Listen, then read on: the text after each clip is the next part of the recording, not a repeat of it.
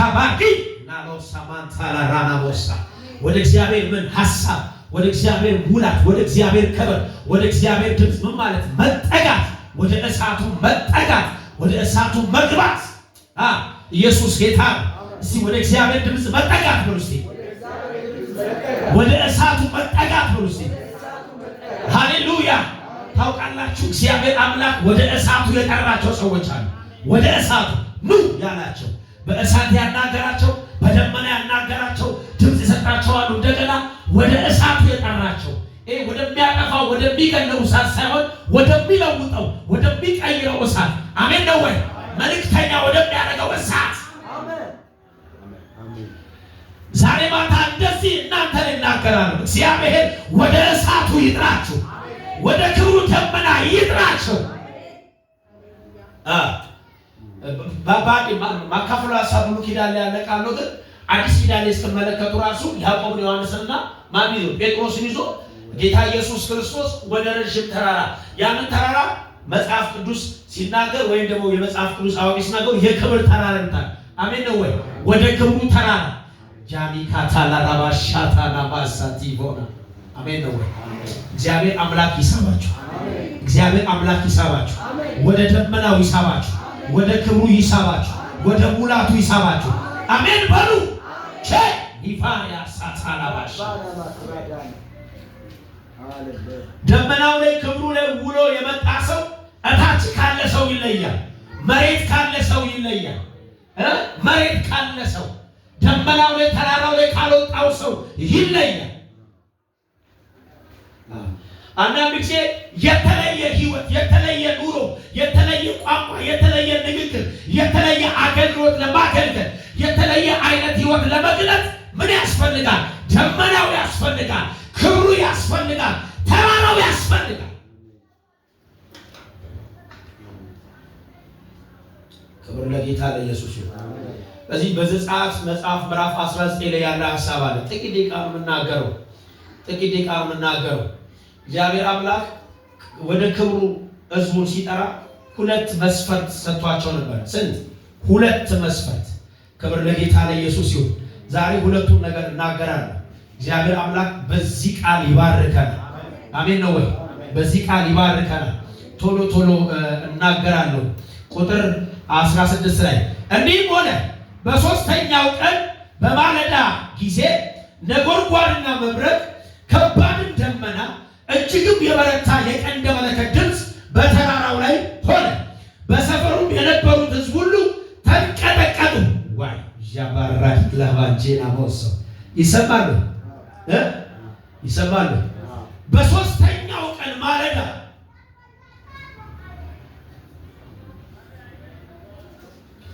ነጎድጓድና መብረቅ ከባድ ደመና እጅግም የበረታ ቀስተ ደመና የመለከት ድምፅ በዙሪያ ያሉ የሰፈር ሰዎች እስኪፈሩ እስኪደነግጡ ድረስ ተራራው እስኪቀጠቀጥ ድረስ እግዚአብሔር አምላክ በሲና ተራራ ላይ ወረደ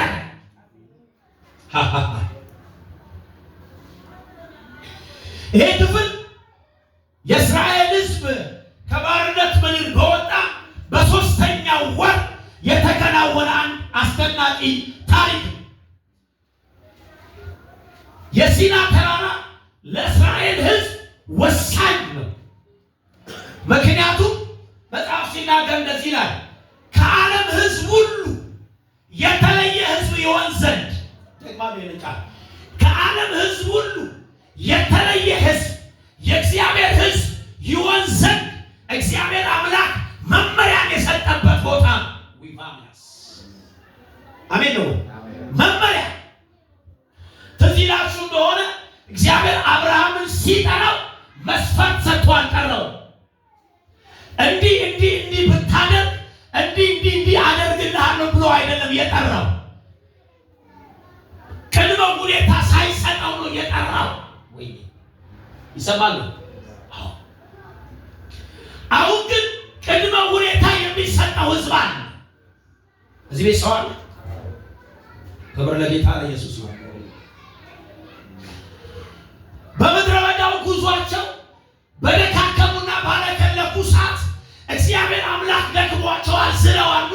የተወው ሐሳብ አልነበር።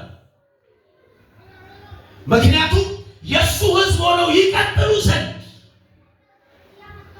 ተራ ሰው ሆነው እንዳይቀጥሉ ወይም ተራ ሕዝብ ሆነው እንዳይኖሩ ለእግዚአብሔር የተለዩ ሆነው ይኖሩ ዘንድ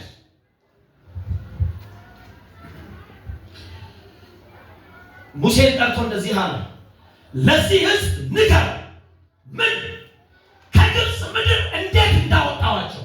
አንድ እሱ ብቻ ነው ማውጣት ብቻ ሳይሆን በንስር ክንፍ እንዴት እንደተሸከምኳቸው። ኢየሱስ ጌታ ነው። ይህንን አስታውሳቸው፣ ንገራቸው።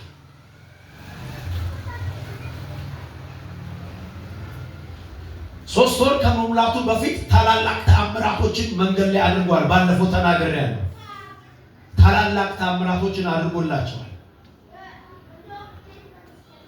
ቀን በደመና እየመራ ሌሊት በእሳታም እየመራ አስደንቋቸዋል፣ አስገርሟቸዋል።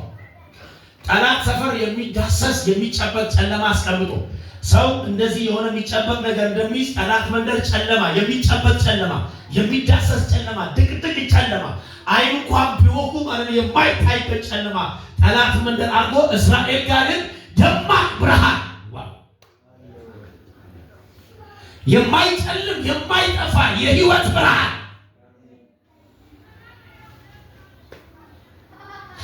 አድርጎ አስደንቋቸዋል። እሱ ብቻ አይደለም፣ የሚያሳዳቸውን ጠላት ሬሳ በሬሳ አድርጎ ወደ ኋላ ዞራችሁ ተመልከቱ ሲል ትላንትና ህያ ሆኖ ቅድም ህያ ሆኖ ሰራዊት ፈረስ ይዞ ጦር ይዞ የሚከተለው አሁን ሬሳ በሬሳ ሆኖ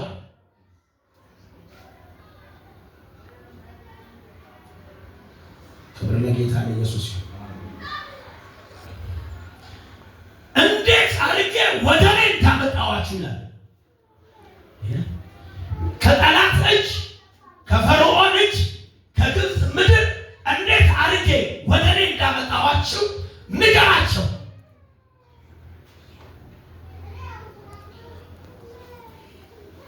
ወደ ወሳኝ ስፍራ እየመጡ በጌታ በኢየሱስ ካጠገባችሁ ላሉ ሰው ልበሉት፣ ወሳኝ ስፍራ አለ ነው።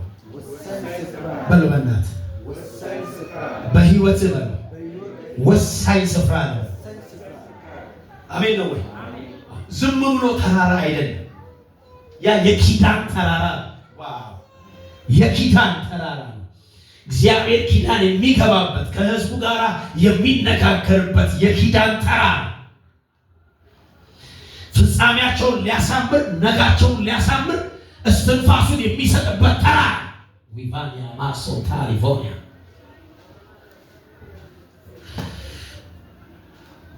በዚህ 3 ቀን ውስጥ አለ ህዝቡ ምን ይበልኛል? ይቀደስ ወደ እግዚአብሔር የክብር ተራራ ለመምጣት፣ ወደ እግዚአብሔር የክብር ተራራ ደመና ውስጥ ለመግባት ለህዝቡ የተሰጠው የመጀመሪያው ትእዛዝ መስፈርት ይሄ ነው። በዚህ 3 ቀን ውስጥ ህዝቡ ራሱን ይቀድስ፣ ልብሱን ይጠብ፣ ንጹህ ይሁን ልብሱ እንዳይቆሽሽ። አንድ አስደናቂ የሆነ ቃል እዚህ ጋር አለ። እንደዚህ ምን ቃል አለ? ሙሴ ነው እግዚአብሔር ጠርቶ እንደዚህ አለ፣ ህዝቡ አለ ለዘላለም ያምን ዘንድ ማሪካንታናማሽ እስከ መቼ? ለ20 ቀን አይደለም፣ ለ20 ዓመት አይደለም። ለመቼ? ለዘላለም ያምን ዘንድ እኔ እንደላኩ፣ እኔ እንደጠራው፣ እኔ ካንተ ጋር እንዳለው ያምኑ ዘንድ እንዲህ አለ፣ በከባድ ደመና እመጣልሃለሁ። ወይኔ በምን? በከባድ ደመና። ኢየሱስ ጌታ ነው። አሳማኝ ደመና አንተ ላይ ያመጣል። የማያጠራጥር ደመና አንተ ላይ ያመጣል። አሁን ሙሴ ከእግዚአብሔር ነው አይደለም ብለው ሊጠራጠሩ በማይችሉበት የክብር ደመና እመጣልሃለሁ። ይሄ ደመና በኢየሱስ ስም ያገኛቸው።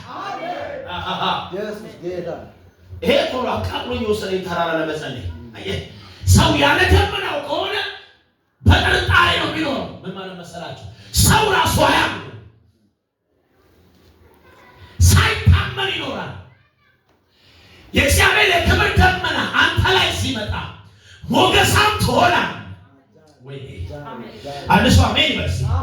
ሞገሳም ትሆናለህ፣ ቀልባቢ ሳትሆን፣ ጥላቢ ሳትሆን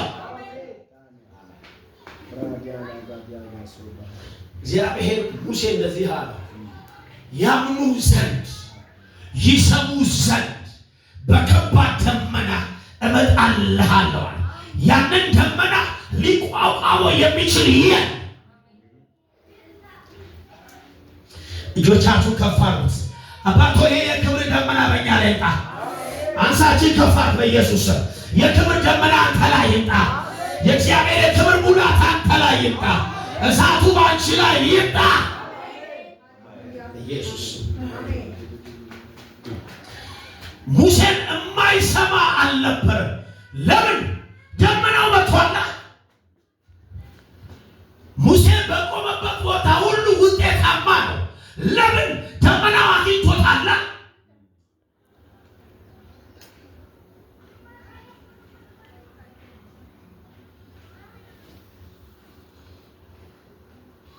ክብር ለጌታ ለኢየሱስ ነው። ህዝቡ ምን አድርገዋል? እንዲቀደሱ ንገራቸው። የትላንትናውን ኑሯቸውን እንዳይኖሩ፣ የትላንትናውን አይነት ምልልስ እንዳይመላለሱ ከ3 ቀን በኋላ በእሳት እመጣለሁ። በኢየሱስ ስም ከ3 ቀን በኋላ በምን እመጣለሁ? በእሳት እመጣለሁ፣ በደመና እመጣለሁ፣ በነጎድጓድ እመጣለሁ፣ በቀስተ ደመና እመጣለሁ፣ በመለከት ድምፅ እመጣለሁ፣ በኃይል እመጣለሁ። ስለዚህ ምን ይመልሰዋል? ይቀደስ፣ ራሱን ይጠብቅ፣ ልብሱን ያንጻ፣ ልብሱን ንጹህ ይሁን እንዳይቆሽሽ። ሊመጣ ነዋ፣ ሊያናግር ነዋ፣ የሰማይን ፕሮግራም በአንተ ውስጥ ሊጭን ነዋ። በጌታ በኢየሱስ ስም ሃሌሉያ።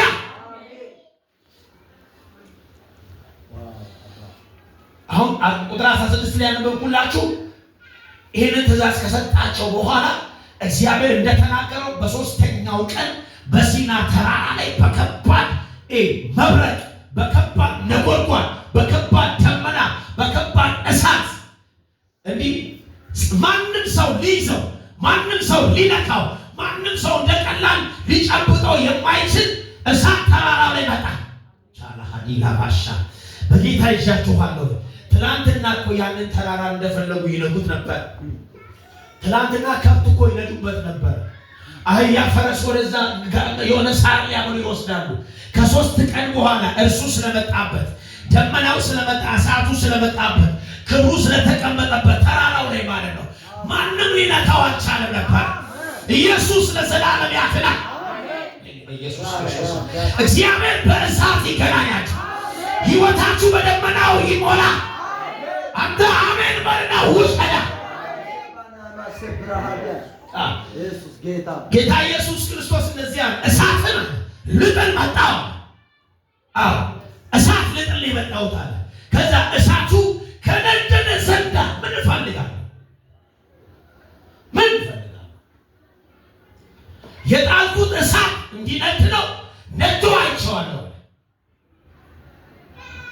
አያችሁ፣ በጌታ ስሙ እና ይህንን መመሪያ ሰጣቸዋለሁና በ3ኛው ቀን እግዚአብሔር አምላክ ቃሉን ጠብቆ ቃሉን ለሙሴ እንደነገረው ተራራው ላይ ወረደ። እኔ በጣም የደነቀኝ ነገር ንገራቸው። እግዚአብሔር ተራራውን እያጨሰ ማርያም እቶን ይሏል፣ እንደ እቶን እሳት ተራራውን እያጨሰው፣ ተራራው ሼክ እያደረገ እየተንቀጠቀጠ፣ በዙሪያ ያሉ ሰዎች ሁሉ ፈርተው ደንግጠው፣ የእስራኤል ሕዝብ ግን ማለት ነው ከተራራው የተወሰነ ገደብ ሰጥቷቸው በተራራው ዙሪያ ነበሩ ይላል። እነሱ ሁሉ ፈርተዋል፣ ተንቀጥቅጠዋል። በዚህ ሁሉ ፍርሃት ውስጥ ግን፣ በዚህ ሁሉ ድንጋጤ ውስጥ ሙሴ እነሱ መካከል ነበረ።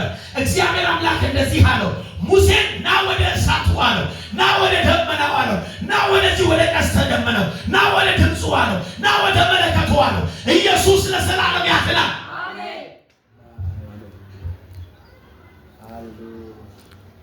ሊገርም ያው ለሕዝቡ ነገራቸው፣ ተራራው ማንም እንዳይነካ ይሞታል አለ። ሙሴ ግን ሲወጣ አይሞትም። ለሕዝቡ ንገራቸው ተራራውን የነካ ይወገር አለ። ሙሴ መንካት አለም ወጥቷል ነው ብለህ ወይኔ ይሄ ነው ያቃጠለኝ እኮ ነው። ይሄ ነው ውስጤን የበላው እኮ። አይወለ እግዚአብሔር አምላክ ወደ ደመናው የሚስበው ሰው አለ። ወይኔ በኢየሱስ እግዚአብሔር አምላክ ወደ እሳቱ የሚስበው ሰው አለ። ወደ ክብሩ የሚጠራው ሰው አለ። እንደዚህ እግዚአብሔር ይጥራችሁ። እግዚአብሔር ወደ እሳቱ ይጥራችሁ። ወደ እሳቱ ይጥራችሁ። ወደ ኃይሉ ይጥራችሁ። ወደ ማንነቱ ይጥራችሁ። ወደ ህልውናው ይሳባችሁ። ወደ ክብሩ ይሳባችሁ።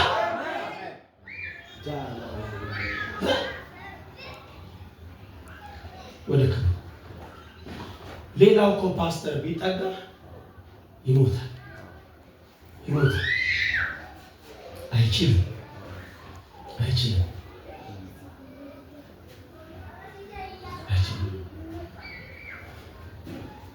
ምንድነው እሳት ውስጥ ያለው? ምንድነው ደመና ውስጥ ያለው? እግዚአብሔር ሙሴን ከህዝቡ ለይቶ ሌላውን በሚያጠፋ እሳት እሱን ግን ምንም ላያደርገው የሚችል እሳት ውስጥ ለምን ጠራው? ለምን ከተተው ስል አንድ ነገር ብቻ ነው ያገኘው። ጌታ ምስክር ድምፁን ሊሰጠው መልእክተኛ ሊያደርገው ህዝብ አሻጋሪ ሊያደርገው ለሚቀጥል ጀነሬሽን ለሚቀጥል ትውልድ የመለኮትን መመሪያ ሊሰጥ 10ቱ ትእዛዛት ያን ጊዜ ነው ሙሴ ተቀበለው። በጌታ በኢየሱስ ስም ከሲናው ተራራ በፊት አልነበረም ትእዛዙ። ሲናው ላይ ክብሩ ላይ ደመናው ላይ ነው ትእዛዙ የመጣው። አያችሁ እግዚአብሔር ወደ ክብሩ ሲጠራ፣ ወደ መንፈሱ ሲጠራ፣ ወደ ሙላቱ ሲጠራ ለትውልድ መልእክተኛ ሊያደርግ ነው።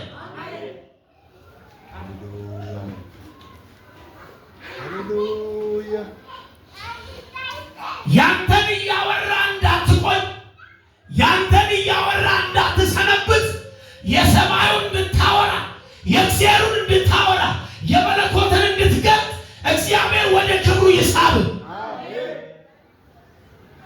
አሜን አሜን አሜን። ወደ ክብሩ ይሳብ።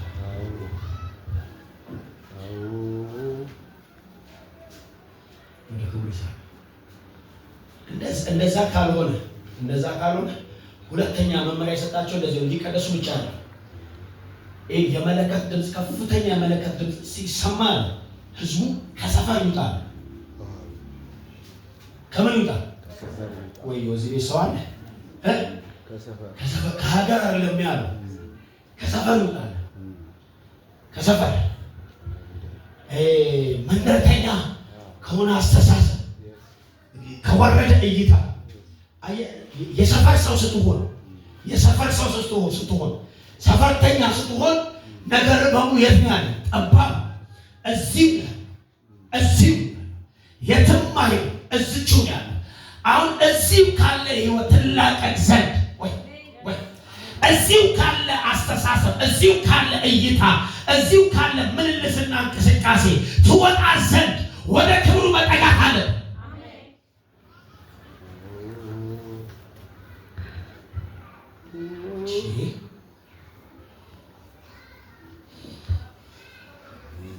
ተመልከቱ፣ ብዙ አገልጋዮች ከሰፈር ነው የወጡት። ያወጣቸው እሳቱ ነው። አደጋው ምን መሰለ? የተወለድከው ሰፈር ሆነ ሰፈር ከሞትክ ሄሎ ይሰማል። ማንም የተወለደው የት ነው? ሰፈር ነው። ማንም የተወለደው ሰፈር ነው። ችግሩ ሰፈር ተወልደ፣ ሰፈር አድገ፣ ሰፈር ተምረ፣ ሰፈር አግብተ፣ ሰፈር ሞትክ ነው አደጋው። ከሰፈር የሚያወጣ ክብር አሜን። አሊቫኒ ኮዜማ ራዲያና ኮሜንድ አንድ ሰው ቀኙ ከፍ ያድርግ። በናዝሬቱ በጌታ በኢየሱስ ክርስቶስ ስም ከሰፈር የሚያወጣ ክብር ያገኝ። ከሰፈር የሚያወጣ እሳት ያገኛቸው። ከሰፈር የሚያወጣ መንፈስ ያገኛቸው። መልእክተኛ የሚያረግ እሳት ያገኛቸው። በኢየሱስ ስም ያገኛቸው።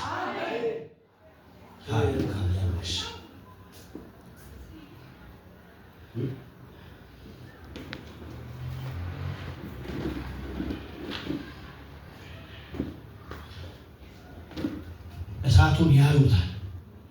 ጭሱ ተራራው ላይ ይሄዳል።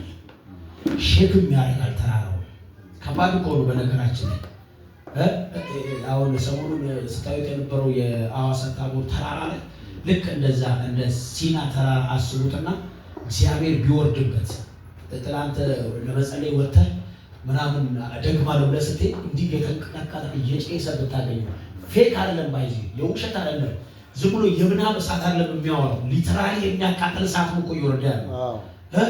እሳት አደጋ እዋ ምናምን የሚረዱ ማጥፋት የማይችሉት።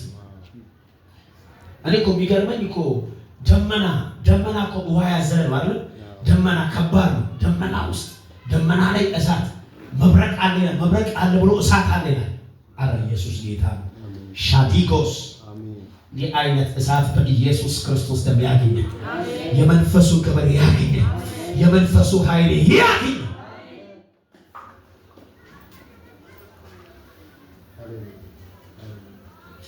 እንደዛ ካልሆነ የእውነቴን ልንገራችሁ፣ እንደዛ ካልሆነ የእግዚአብሔር ድምፅ አስተላላፊዎች አንሆንም። የእግዚአብሔር መልእክት ተናጋሪዎች መሆን አንችልም። ከሰፈር ካልወጣን ካልተቀደሰ እዚሁ ዘጸአት ምዕራፍ 19 ላይ ያለውን ቃል ማለት ነው። አንደኛ ጴጥሮስ ምዕራፍ 2 ላይ ተናግሯል። እግዚአብሔር ሕዝቡን ይሄን ሕዝብ የፈለጉት አለ የንጉሥ ካህን ይሆን ዘንድ ይኸው መጽሐፉ የሚናገረው አዲስ ኪዳን ጥቅስ እንዳይመስላችሁ ብሉይ ኪዳን ያለ ጥቅስ ነው። የምን ካህን? የንጉሥ ካህን እንድትሆኑ ይለዋል። ለዛ ነው ጴጥሮስ ደግሞ ምን አለ? እናንተ አለ የተመረጣችሁ አለ ቅዱስ ሕዝብ ናችሁ አለ። የንጉሥ ምንድን ናችሁ? ካህን ናችሁ አለ። ለእርሱ የተለያችሁ ወገን ናችሁ አለ። ኢየሱስ ለዘላለም ያድናል። ከየትም አምጥቶ አይደለም። እግዚአብሔር አምላክ በዘጸአት መዛ ያኔ በፍጥረቱ ዓለም ላይ ሕዝቡን የፈለገበት ዓላማ አንድ ነው፣ የንጉሥ ካህን የሆኑ ዘንድ።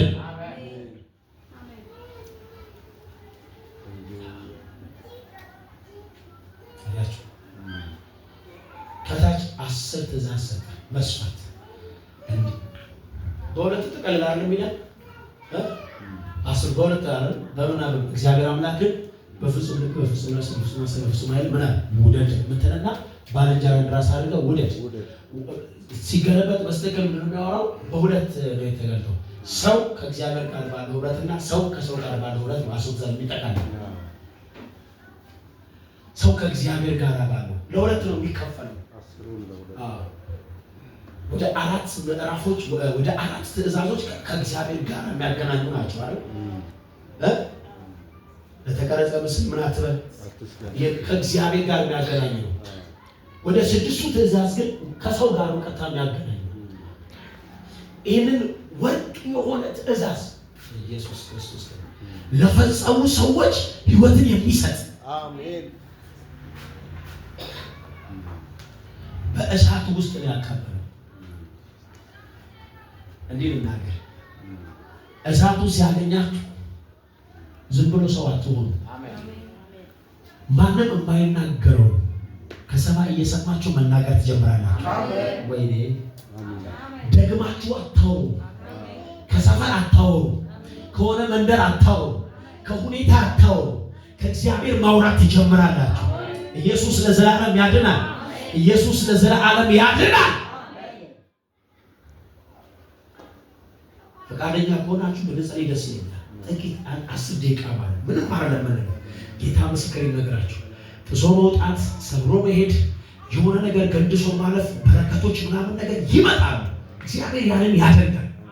አሁን ለእግዚአብሔር የሚመች ህይወት፣ የተቀደሰ ህይወት፣ እንደገና ከሰፈር የወጣ አስተሳሰብ፣ አንዲት አህዛብ ብታስበው አስተሳሰብ አንቺ ጋር ካለ፣ የሆነ አህዛብ የሚያስበው አስተሳሰብ አንተ ጋር ካለ፣ እሱ የሚያወራው ቋንቋ፣ እሱ የሚናገረው ቋንቋ አንተ ጋር ካለ ከባድ ነው። ስለዚህ እነዚህ ቋንቋዎች መበላት ያለባቸው በእሳቱ ነው። አሜን ነው ወይ?